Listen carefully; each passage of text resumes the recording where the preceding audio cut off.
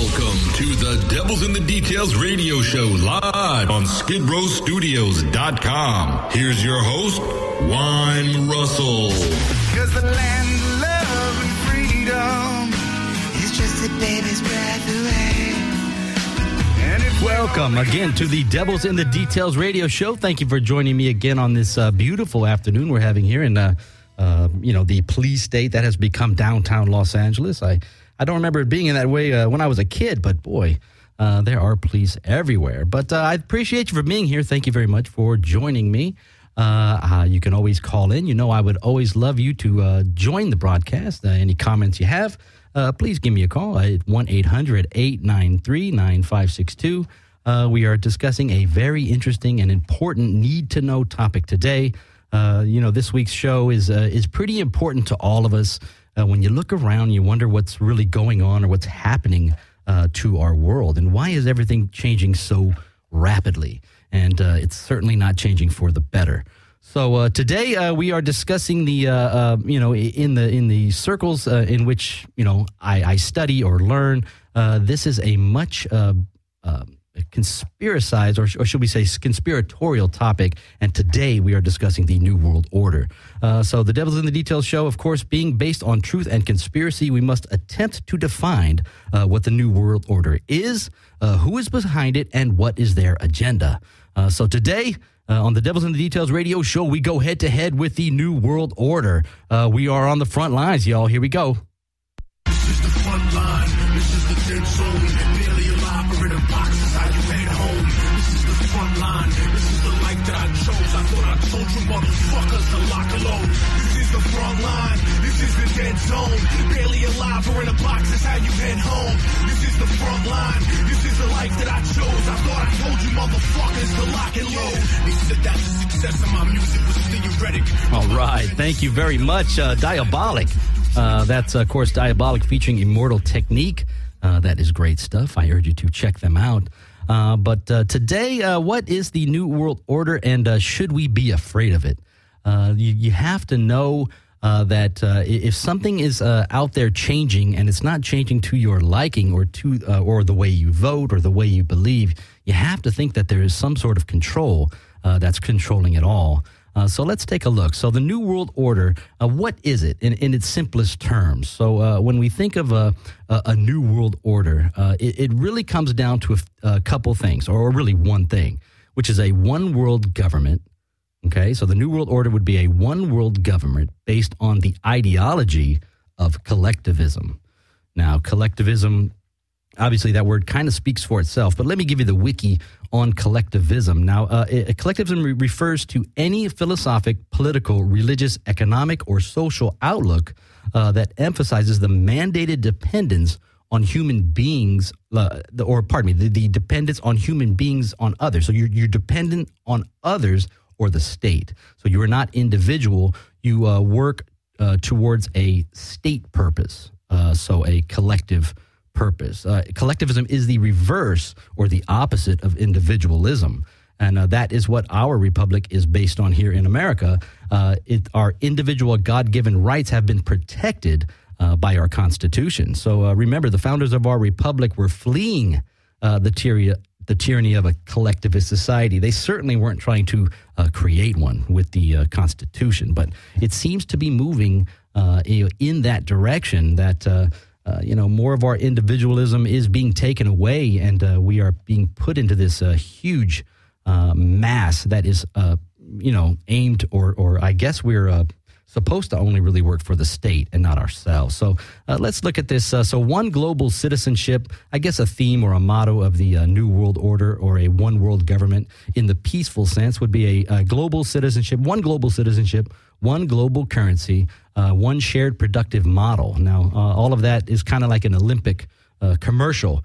It's kind of a universal mentality. But would it be beneficial to Americans here? Now, think about it. If one of our greatest political documents of all time, which is our U.S. Constitution, if it was shredded, to make way for some sort of global constitution, I mean, I certainly don't want anything like that to happen, but it seems to be being planned, being orchestrated, and being designed all right underneath our feet, or are right beneath what we believe or what we can see, all in private. So who would write the global constitution? You would have to ask yourself that.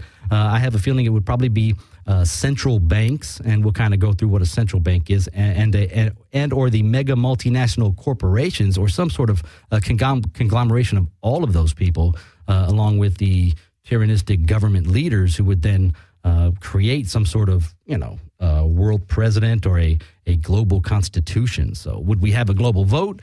Would it be a democratic situation or a way that we can choose who the presidents are? I don't know. And I certainly don't think that they would be working so hard to move us from, an idea or a system where we do vote or allegedly vote, we were supposed to vote, to a system where there's a world order that we are all supposed to live under. So let me just tell you right off the bat that I am against the New World Order, if you couldn't already tell. And I feel the destruction of our constitutional rights would be voluntarily enslaving ourselves and our children, of course, to work. Because if you can imagine how bad it is for us as compared to our parents, imagine our children compared to us, and so on and so on. But you have to remember that Hitler also, that he's a monster, and he had this vision of a one world government.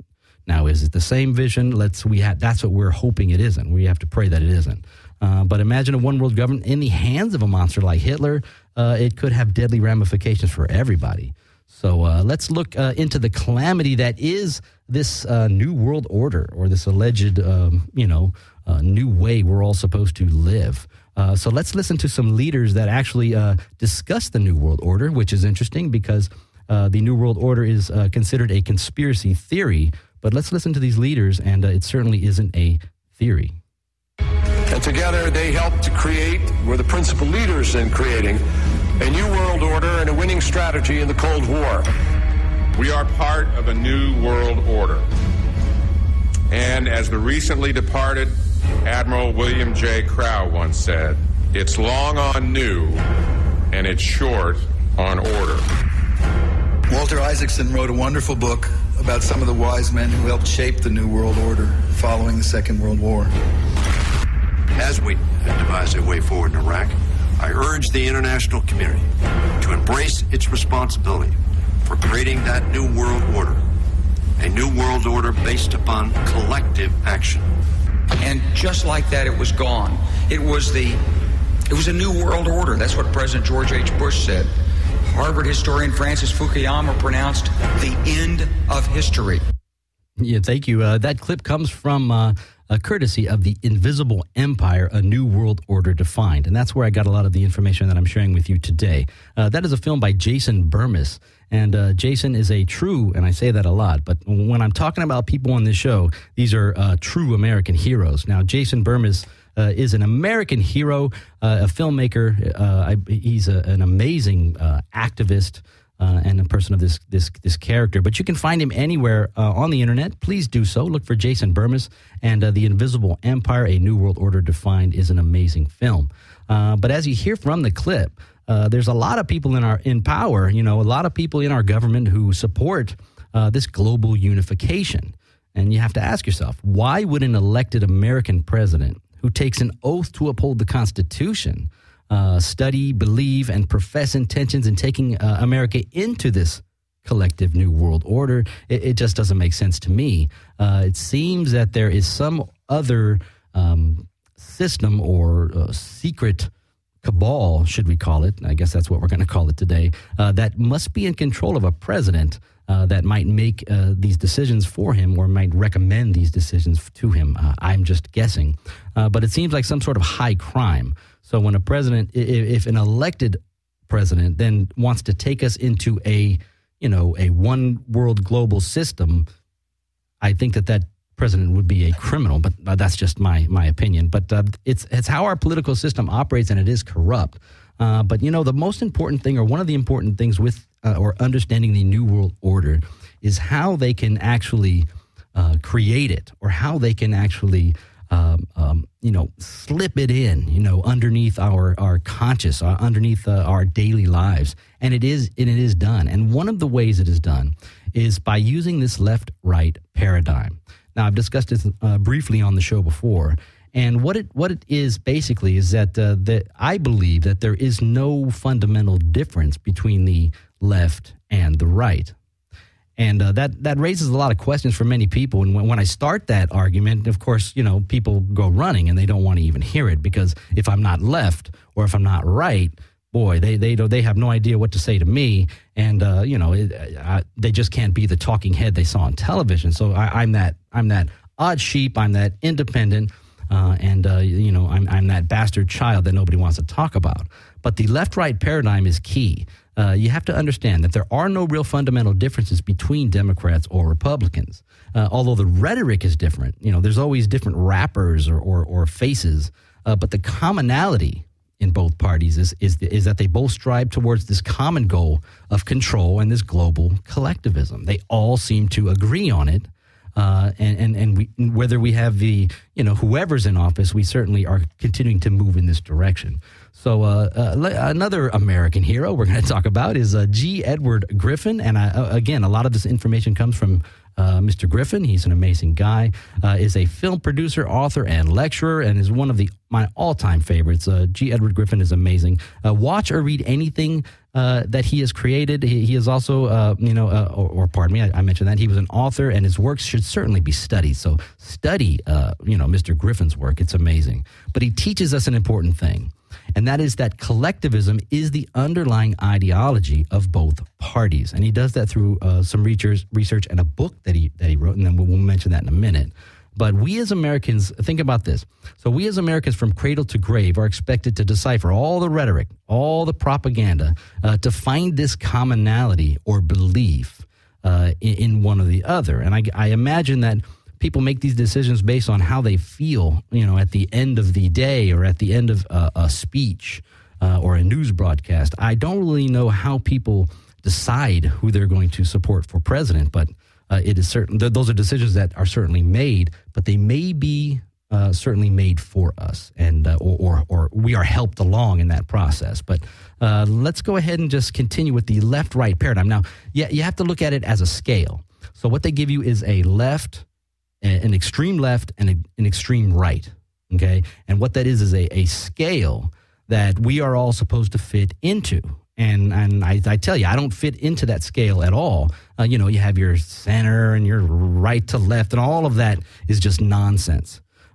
What happens with that argument is you only argue the left-right issue, and you never get to the facts or the point of what you're arguing about. Watch it. It happens on every television show. All they'll do is argue about, left, right, blah, blah, and they never get to a point, or they never solve a problem. It's a continuous argument. It's nonsense. But so when you look at this scale, this left-right scale, on the extreme left, you'll find communism or socialism, okay? And we certainly don't have enough time on the show to go through what those are. But, I can give you the wiki versions. Communism is a revolutionary socialist movement to create a classless, moneyless, and stateless social order structured upon the commonality of ownership of the means of production. So that's a little bit confusing there. But the left, okay, the extreme, of course, this is the extreme left, would focus you on communism or socialism. The extreme right, fascism or Nazism, which are a little more explanatory. But what is common in both parties, when you dig beneath the layers, or when you look deeper, it is the commonality is the hunger for control. Ultimately, the hunger is for control. That is the whole goal of these parties. Now, the extreme, whether it's the extreme of either side, whether it's communism or fascism, they're merely variants of collectivism. So they're just a part of this huge collectivism, bubble. And, communism, it all fits into serving the state instead of the individual. So that's scary. And the belief that the group is more, that they believe, and in the collectivist society, they believe that the belief that the group is more important than the individual. They believe the individual must be sacrificed for the greater good of the greater number. They feel these human rights are not granted by our soul at birth, but are granted by the state. So if you listen to last week's show, we were talking about inalienable rights, God-given rights, or rights issued by the state. And in a collectivist society, I believe you only get rights that are provided by the state, and that is not good. That is not how our Constitution works. Now, one thing I like, and I just want to mention that Griffin talks about, is he equates U.S. citizens who are caught up in this left-right paradigm to a tennis ball being batted back and forth during a tennis match, which is an interesting way to look at it. See, so you look at it like this. So one of the playing sides on that court, left, right, red or blue, they always win the game, but the ball never wins. Right? And that's how the individual citizen is viewed in the eyes of the global dictators, that we are just merely this ball, they're there to pick up when they're ready to use it and volley us back and forth, for the greater good of their state and for their agendas. And it's interesting in that that makes a lot of sense that, we are not even players in the game if you really look at it or, believe or research the information that I'm telling you, that we might just be that ball that they're using to go back and, just pounding back and forth until they're done. Then they get a new one, But the leaders of both parties, although the fundamental issues are quite similar or the same, they do go to war with each other. So they do fight. So you do see the arguments and the pundit shows and all of the, the Boehner versus, Congress and fighting and Boehner holding up the budgets and all of this. So they have all of these wars with each other. But the fight, of course, isn't ideological or fundamental, as I stated, but it is only over who is going to rule the collectivist slave society. So it's not over, are we going to have the New World Order? It's who's going to rule the New World Order. That's what they're really fighting about. And the groups and the organizations and the financiers that we're going to talk about are all helping these people do that.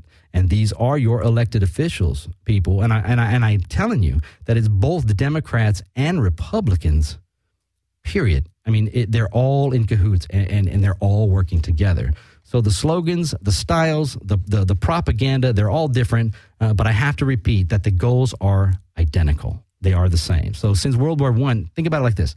Since World War I, we have had Democrats and Republican presidents, yet the country keeps moving deeper into this global version of collectivism. So we've had a switch of presidents. We've gone from one to the other, and it still keeps moving in this direction towards this, New World Order.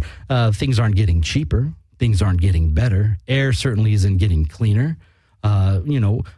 Think about that. I mean, it's being certainly this society is being driven into the ground, and why? You have to ask yourself, because there certainly was no reason for us as individuals to do it to each other. I mean, why would we destroy our own society, right?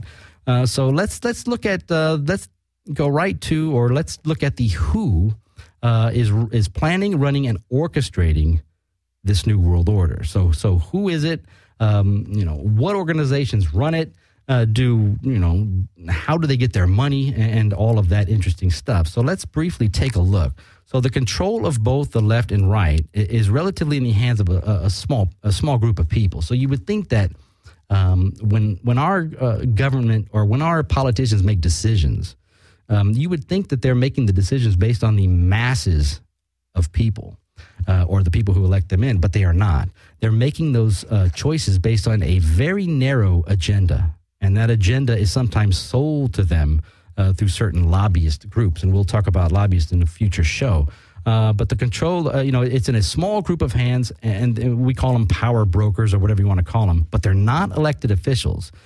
These are the hidden meetings and locked room legislatures that establish our policies on everything we do. I mean, it's secret and it's scary business. But let's look at how the New World Order plans to finance themselves, and that is the Federal Reserve System. So this is how we but this is how we get our money. The Federal Reserve System is tasked with issuing us our currency. So central banks around the world are the financiers of the New World Order, and there is no bigger central bank than the Federal Reserve. Let me remind you that, and you hear this all the time, the Federal Reserve is no more federal than Federal Express. So when you look at these investigations, you do hear that quite a bit, but it is true that that the Federal Reserve is a network of privately held banks that has the power to issue our money, and the issuing this currency, in setting it up, they also set the monetary policy that affects the world. So the Federal Reserve is very, very important to the monetary goals of everybody in the world, because everything is based on the dollar. And that might change soon, too. But that would certainly be a new world order once the world drops the dollar. But let's play G. Edward again on his thoughts on the Federal Reserve. The Federal Reserve System, to most people, seems like it is a agency of the federal government. That's what I thought it was when I first started to research this topic. But it turns out that it's nothing of the kind. The Federal Reserve is a hybrid organization. It's a partnership between the federal government and the private banks. When you look at it deeper than that, its essence is neither as a government agency or a private company. In reality, it is a cartel. In other words, it's no different in essence than a banana cartel or a sugar cartel or an oil cartel. It's a grouping of the large private corporations in the field, banking, who have come together to create agreement between themselves to limit competition, to preserve their profits, and to make sure that no newcomers come in and take away their position. So the Federal Reserve, thank you, Mr. Griffin, that was great. The Federal Reserve was enacted on December 23rd, 1913, with the passing of the Federal Reserve Act. And as Griffin states, it is the Federal Reserve is a hybrid partnership between the federal government and the private banks. It was created in extreme secrecy on an exclusive private island. It was called Jekyll Island, and that's off the coast of Georgia. The Jekyll Island Club, as it was known to cater to the likes of the billionaires like J.P. Morgan, William Rockefeller, those type of people, the money trust, so to speak. But of course, we can have a whole show on the Federal Reserve, but the biggest conspiracy, besides being a private bank that, of course, lends to us our own money, credit, they obviously understand that all of our currency is based on credit. And, of course, we will go through that on a future show. But that is something to research itself on how our money is created. But the Federal Reserve Act was written by the same money trust that it was sworn to protect the American people against. So the government was going through bubbles and bursts and various financial turmoils, and the government decided to create some sort of system that would allow everything to stabilize. And the idea was this Federal Reserve Act. What happened is that it wasn't written by the government, that it was in fact written by the same money trust. And G. Edward Griffin tells us that in his book. And also the Federal Reserve was passed over the holidays in a very, questionable way. Look into that as well. They passed it with only a few members of Congress in the House. So there certainly wasn't a fair vote. And it changed, obviously, it gave a private banking institution the authority to print our money. So this was major, and it hasn't changed since. And, look at the world as a result. Do you think we're better off? These are certainly questions you have to ask yourself. But interesting about the Federal Reserve is a comment that is common in the truth investigation circles. And it goes kind of like this. So it is said that the power of a nation is not the leader or the military. So the people who really run a country are the people who control the currency. And that is our Federal Reserve. And that's true. And so, they could care less who Congress is. They could care less who the president is. It doesn't matter to them because it's their choice or their policies on how they're going to do their job. They could care less who is actually elected by us, obviously. So there's a conflict there, don't you think that the government is ultimately controlled by the dollar, yet we don't elect the people who control the dollar? I don't know, but all of this, you got to read G. Edward Griffin's book. That is The Creature from Jekyll Island. That is a great book, and you can learn everything about the Federal Reserve System. But all of this, he'll teach you about a small group of these money trusts or financiers that meet on this island and write this Federal Reserve Act in complete secrecy, lying to everybody on who they are, and it's just crazy, but it's a great story. So The Creature from Jekyll Island, G. Edward Griffin, thank you for your help today and all of this information. But financing the New World Order, creating it, it's certainly not easy, and it's had to become gradual. It's nothing that they could have done overnight or, within a few years or so. I think that the New World Order, or the version of New World Order that frightens everybody, is that emergency version of the New World Order, where it comes as a result of an emergency or a natural disaster or a false flag. Maybe something happens bigger than 9/11. And I'm knocking on wood and I'm praying, of course not. But if they can do something like 9/11 and plan something to that extent, well, wouldn't they have to go further with the next act to get us to the next wars, to get us to the next level of compliance? Or are we just beaten and whooped and that's it? We're just going to give away all of our freedoms because 19 psychos allegedly hijacked planes and murdered a lot of people. So I don't know. I want everyone to think about that and think about what you're willing to give up based on truths that you hear from the media or from a politician. And I don't know if politicians are anybody to believe. So you have to really watch out. But so the financing goes to the Federal Reserve. There are two other groups that we're going to talk about that have to do with this creation of this New World Order. And that is the Council on Foreign Relations and the Trilateral Commission.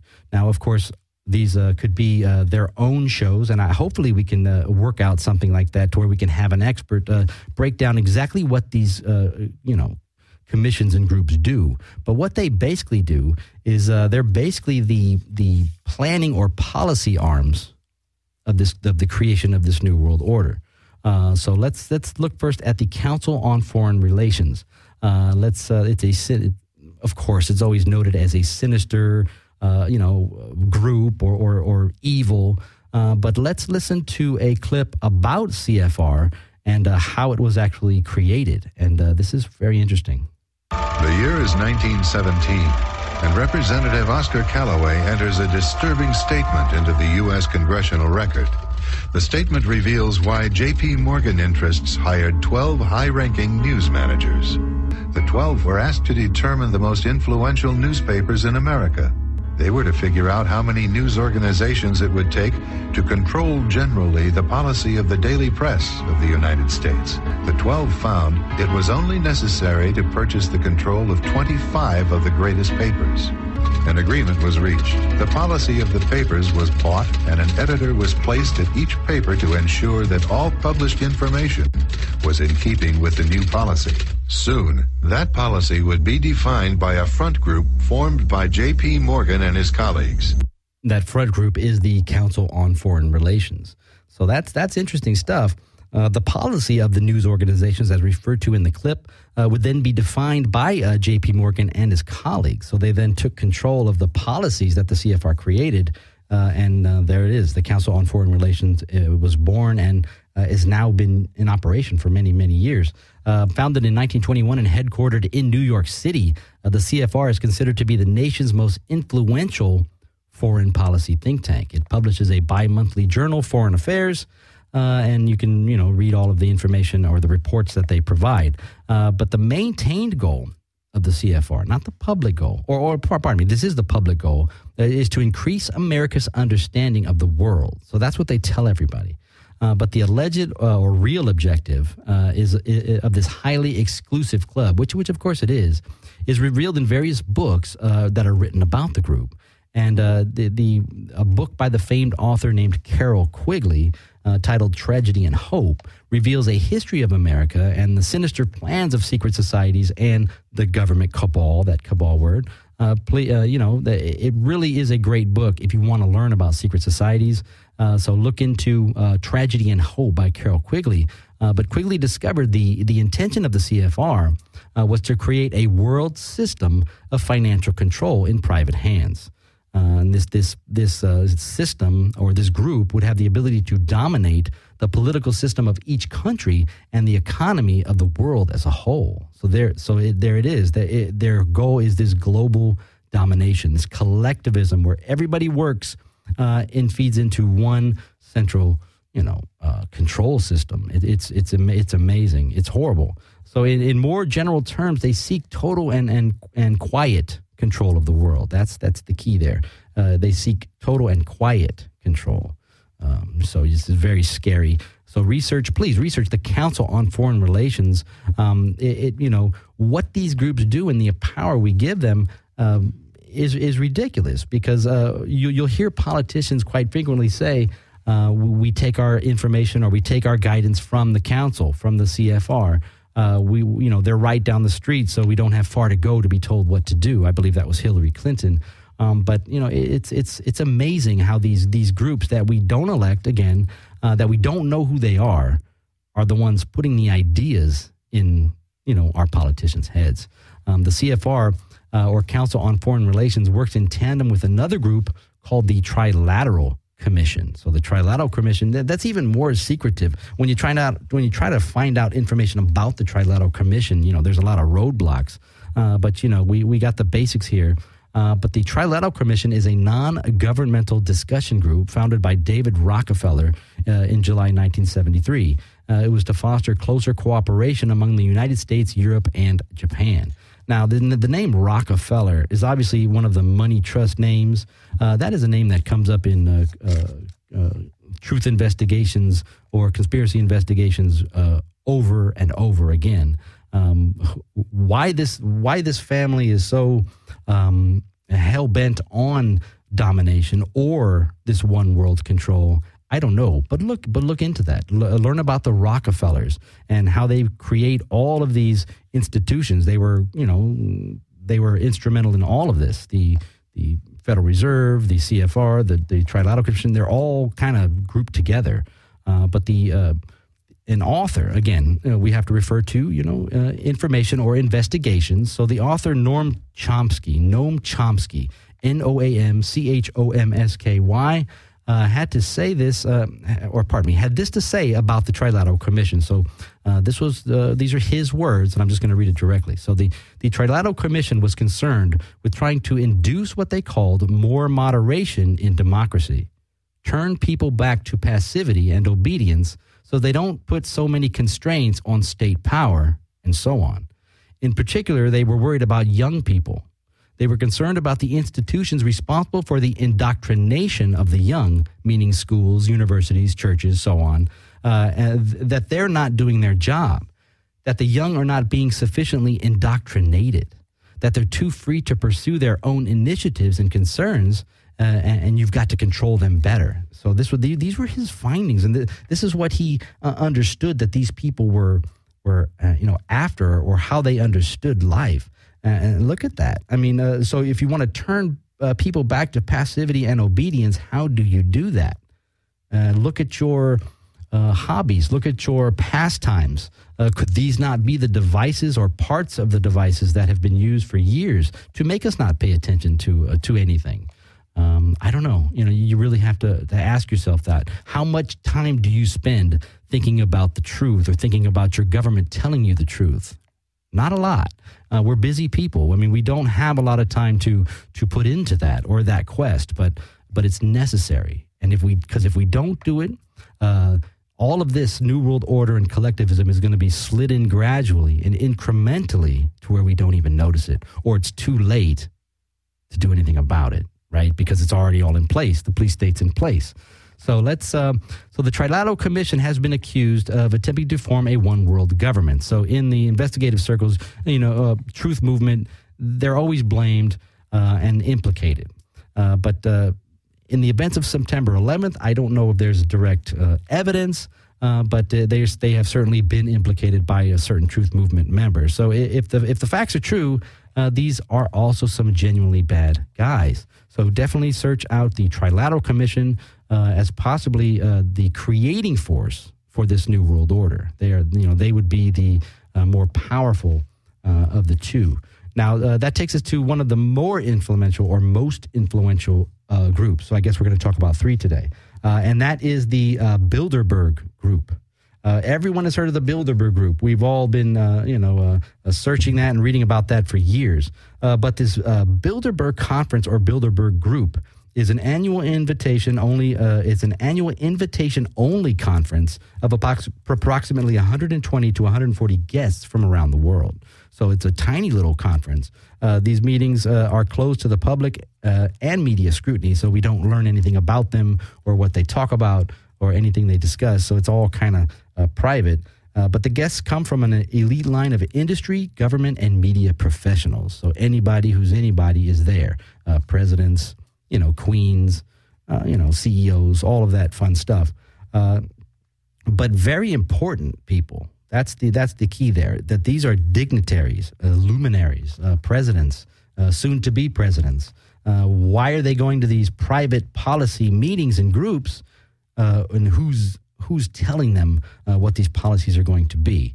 Because the last time I checked, our politicians weren't in control of the Bilderberg Group. This is an outside, or foreign-based group, I believe. And certainly if there's a correction to there, we'll correct that. But the Bilderberg Conference, the meetings are closed to the public. It is said that the major decisions that affect our lives occur at the Bilderberg Group meetings, like what we eat, how much we pay for gas, everything. When we go to war, who the president is, who the vice president's going to be, all of those things. And there was a little story or a while back, or the first Obama campaign, where Obama's plane actually took off without the reporters or the reporting team that actually travels, the reporting pool, I guess it's called. And the reason why he didn't take off on his plane was so Obama and Hillary could go meet potentially with members of this Bilderberg Group. And this was when they were still battling it out for the Democratic nomination, so they were kind of at odds with each other. And we see the high-level position that she received in the Obama administration. So obviously that conversation worked, and Obama took the Bilderberg Group members up on the Secretary of State job for Hillary Clinton. Now, whether she's doing a good job, now that's up to you guys. But I would certainly like somebody else in that position. But so let's keep going here. It is said that the major so how much we eat, so what we pay for gas. I mean, think about that. If you look even 10 years ago, why is that going up so fast? Why is food going up so fast? Could that be something that the Bilderberg Group potentially controls? More profits. The quality drops, profits raise. It's crazy. So they've also been accused of attempting to join the other groups in creating this world order.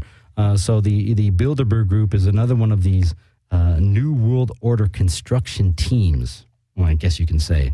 And they want this collectivist society so they can control all of us for their own gain. That is the New World Order. Now, there's, of course, with all of these groups, and I'll say it again, that there's tons of information on the web on the Bilderberg Group, the Trilateral Commission, the Council on Foreign Relations, all of this. So please look at this information. Find it for yourself. Don't take my word for it. Look up what I'm saying. If anything I'm saying is wrong, please correct me. If you would like to add to it, let's talk. And we'll get to we have to come together as individuals to come to the solution. I mean, we can't do it in these collective groups, these this left, this right, this Democrat, Republican. We're never going to come to any conclusion based on truth if we still keep our mindset in that slave mentality of these groups. Now, let's just take a look. So investigate these groups. I have another clip of Mr. Mark Dice. Now, that is another one of my American heroes. He is an expert on the Illuminati and the New World Order. You can visit Mark Dice at markdice.com. But let me go ahead and play his clip. So this is Mark Dice on these groups. What's interesting and dangerous about the New World Order is that it's not a natural progressing idea. It's just not civilization naturally evolving and organizing into this system. It's the group of extremely powerful people that are manipulating the system to get it to this status from behind the scenes without anybody's knowledge. You have to ask yourself, if there isn't an agenda going on to keep those organizations quiet and to keep them out of the news, to keep the discussions about them behind closed doors, then why is it that these supposed experts on the left and on the right never talk about them? So you got to wonder why don't we hear about these groups? It's scary stuff. So let's just look at one of the main players or the individuals in control of the New World Order. So let's just look at one guy. And this is the most, I would say, the strongest proponent in our government for this New World Order. And there are many people involved in the creation of this one world government. Notable names including David Rockefeller, Henry Kissinger, Hillary Clinton, Condoleezza Rice, Dick Cheney, and that list goes way long. It goes on and on. But so please investigate anyone in power who is a member of these groups, any of them. They can only be a threat to our individual freedoms, right? If they believe in this collectivism. But there's one person I got to mention, and he's been heavily involved, and you've probably heard a lot of this. But his name comes up time and time again when it comes to corruption, wrongdoing, and scandal. And that is our favorite fallen hero, Mr. George Bush Sr. And I say favorite facetiously. So that's a joke. Now, no other American president has done more to champion the cause of a one-world government than George Bush Sr. Now, Bush was the president who made the concept of a new world order a household term. Not only did Bush commemorate the term by engraving New World Order on gold-plated Glock pistols, of course he gave those out as gifts, but he promised the American people that his efforts to create this New World Order would not fail. And so far it hasn't. Think about it. So here are portions of George Bush's famous New World Order speech. This is a part of his 1,000 Points of Light speech. Let's check out Mr. George Bush Sr. What is at stake is more than one small country. It is a big idea, a new world order, where diverse nations are drawn together in common cause to achieve the universal aspirations of mankind. With few exceptions, the world now stands as one. A year and a half ago, in Germany, I said that our goal was a Europe whole and free. Tonight, Germany is united. Europe has become whole and free. The world can therefore seize this opportunity to fulfill the long-held promise of a new world order. We can find meaning and reward by serving some higher purpose than ourselves. A shining purpose, the illumination of 1,000 points of light. And what did that ever mean, the 1,000 points of light? I think we had some sort of elementary school, definition of that, but what was he talking about? But he was clearly for this New World Order, and he's speaking before the world, so it's obviously not a conspiracy theory. This is indeed a conspiracy.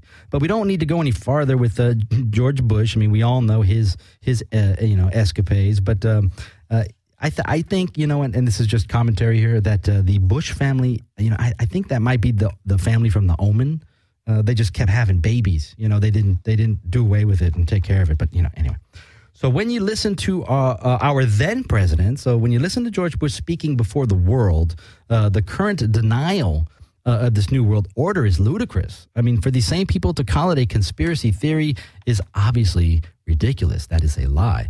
George Bush was the most vocal president of all of our American presidents, but but all the presidents support this New World Order.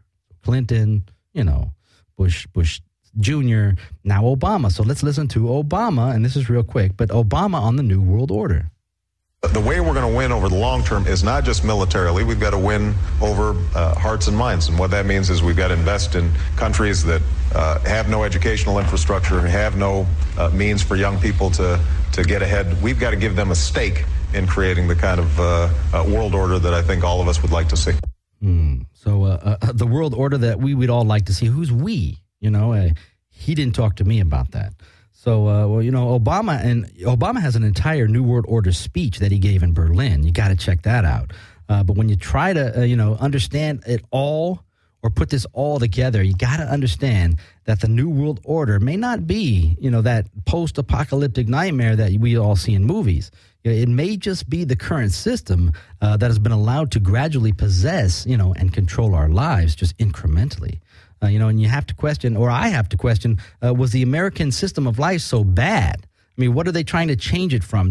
Was it so bad that it had to be re-engineered, to succeed, right? Or do you see that success, or do you feel personally that success, and do you notice that more and more success lands in the hands of the few who kind of had it to begin with, right? I mean, I don't see a lot of success happening or opportunities happening out there currently, and it's getting worse and worse. So I beg you all to question why we're so quick to believe politicians and media figures when it comes to the most important thing, like the truth. Think about it, you gotta ask yourself, how much do I believe? How much do I believe from my government, or where do I base my understanding of what is truth? And it really shouldn't come from the media, and it really shouldn't come from a politician. That should come from your heart, from your family structure. But my final thoughts, so let's go ahead and get that in here if we can. The final thoughts work like this. So this is how I feel. So here we go. So is collectivism the eventuality of an internet-bred, media-controlled humanity? Is the gradual introduction of anything, even full outright slavery, palpable if it's gradual enough? As we continue to live in this problem, reaction, solution, duopolistic televised reality, you have to ask yourself, who makes the problems, who decides our reactions, and who sells our government the solutions? Could these three entities all be one and the same? Well, I say it's very possible. From the non-federal Federal Reserve Central Bank to the secret Washington cabals, the Trilateral Commission, Council on Foreign Relations, and the Bilderberg Group. Now, these small groups of people whose ideologies and greed are gradually coalescing into the tyranny of government that our forefathers created our Constitution in defense of. That's important. Don't be fooled. And don't be hypnotized by Madison Avenue's version of politics, the left-right paradigm played out in your daily lives, perpetrating as real competition or an authentic choice of who will protect and serve you. This left-right illusion of choice still controls every aspect of our lives. We must no longer allow ourselves to be enslaved by the mindset of our global social engineers. We must stand up. I mean, it seems like everything's being engineered, guys.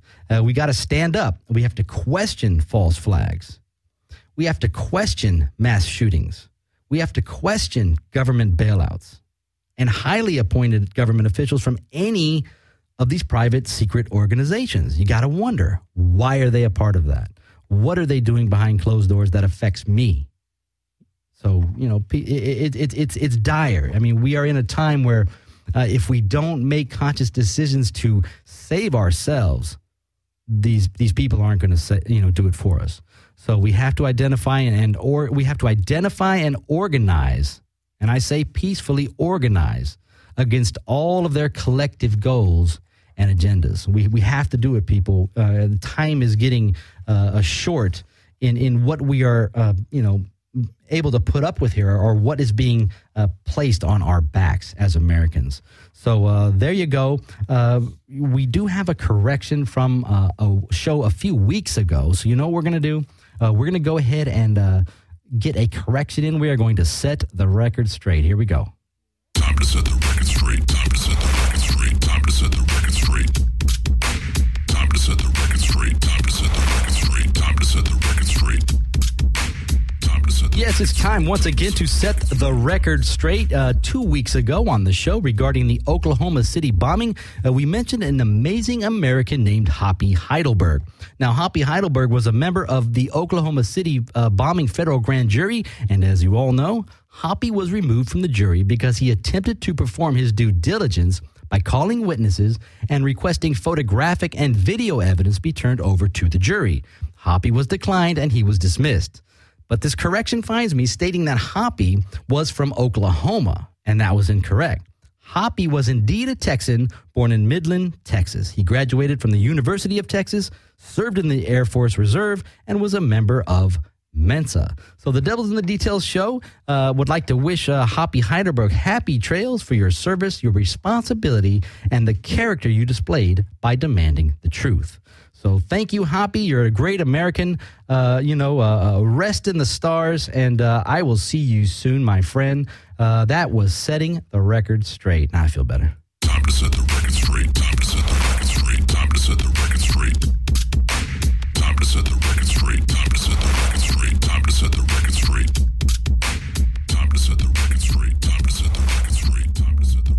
Another thing I would like to do here is just take a moment, since I have a few minutes left, is to mention the other shows here at Skid Row Studios. This is a growing family. We're growing by leaps and bounds. And I'm merely a young cousin. I mean, I'm just barely in the family here. But I would like to take some time to mention a few new shows. And, of course, I can't mention them all, but I will on future shows. But here on Friday, starting at 1 p.m., we have Registered Ear Offenders with Chris Z and Sal Rodriguez. That's directly before this show. Hopefully you just heard that. It was great. But we follow that. So, of course, join Chris and Sal on Registered Ear Offenders for the fun and laughs. And then stay tuned for Wyme Wruscel here at the Devil's in the Details show for your truth and your conspiracy investigations. Now on Saturday afternoon, we have you can get the worst advice possible. So you can listen to Bad Advice with Drew Marks Saturday 2 to 3 p.m. Of course on Saturday. Pardon me. We have the Call Sheet with Keith Coogan. That's Saturday from 8 to 9. On Sundays, now this is an important one, a very special program for survivors of abuse. It's an exposed secret with Martha Nix from 8 to 9. That's on Sundays. Don't miss that one. That's very important stuff. Mondays, one of my favorites. I'm making a note. Monday, you can get your geek on. I'm sorry if I don't say that right. On Angry Dorks with Ron Swallow and Company from 6 to 7 p.m. That is a great show. You will enjoy that. They talk about everything geek. I'm not smart enough to join in on that show. I would feel like I don't know enough. They go into such graphic details about comics and fantasy and film. That's a lot of fun. And we have a new one, and this one is very, very new, and it's fun, and that's on Wednesdays. That's Blast Off with Des Cadet, Wednesday from 8 to 9 p.m. So there we are. I just wanted to take a little bit of my time to share other happenings here at skidrowstudios.com. Please listen and download and enjoy all of these shows, and all of the show times I mentioned are Pacific Standard Time, of course. So, there you are. And please, and of course, come back again to the Devil in Detail show. We're here each week. But you know what I want to do now is take a quick look, and we're going to say goodbye. But what I want to do is, and I always have to say thank you to Jeremy, thank you to Nick, and thank you to everyone making this sound sweet. And of course, Mr. Sal Rodriguez, I want to thank you too. You are a very good friend. I certainly couldn't do this show without the efforts of Mr. Sal Rodriguez. Now, one more last thing, if I can certainly try to squeeze this in. If you listened to last week's show on gun control, and you didn't, if you didn't, you got to hear it. Check that one out. It was fireworks. But last week we heard a shouting rant from my co-host on gun laws. Of course, I would like to wish Nestor the best in his future endeavors. He's a great guy. But, I have to respond to his tirade with this. So let's take a listen. The guns, the iron rods, Pierce, didn't do it. The tyrants did it. Hitler took the guns. Stalin took the guns. Mao took the guns. Fidel Castro took the guns. Hugo Chavez took the guns. And I'm here to tell you, 1776 will commence again if you try to take our firearms. Doesn't matter how many lemmings you get out there on the street begging for them to have their guns taken. We will not relinquish them. Do you understand? That's why you're going to fail, and the establishment knows no matter how much propaganda, the Republic will rise again when you attempt to take our guns. Thank you there. That's, of course, that's the impossible Mr. Alex Jones. You got to love Mr. Alex Jones.